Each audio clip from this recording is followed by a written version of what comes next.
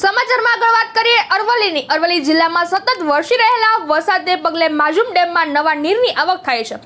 મેઘરજની સણગાલ નદીમાં પણ નવા નીર આવતા ચેકડેમ ઓવરફ્લો થયો છે। સણગાલ અને વાવકંપા ગામ વચ્ચે આવેલું છતરિયું તળાવ છલકાઈ જતા તળાવનું પાણી નજીકના ખેતરોમાં ફરી વળ્યું હતું। છતરિયું તળાવ પૂરેપૂરું ભરાતા આજુબાજુના ગામમાં વસવાટ કરતા લોકોમાં ખુશીનો લહેર જોવા મળી રહી।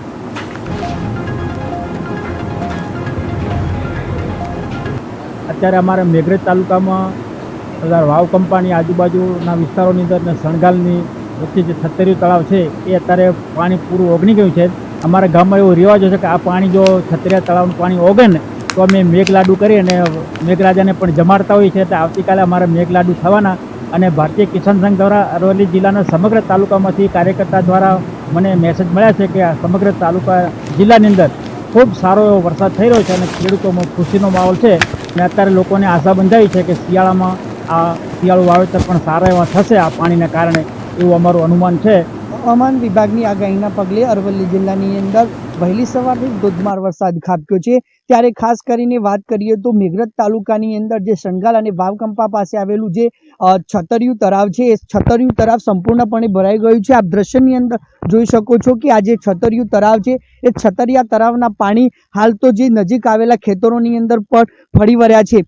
ખાસ કરીને કહી શકાય તો એકંદરે જે અરવલ્લી વિસ્તારના ગ્રામ્ય વિસ્તારમાં જે વરસાદ વરસી રહ્યો છે જેના કારણે હાલ તો ખેડૂતોમાં ખુશી જોવા મળી છે। બીજી તરફ કહી શકાય કે અરવલ્લીમાં વહેલી સવારથી જ મોડાસા તેમજ ધનસુરા, મેઘરજ અને માલપુર વિસ્તારની અંદર પણ ધોધમાર વરસાદ ખાબક્યો હતો।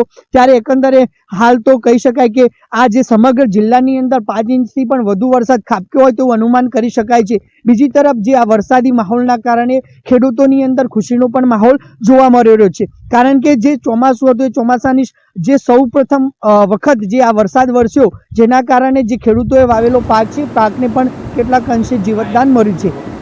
Aravalli Hitendra Patel, network news,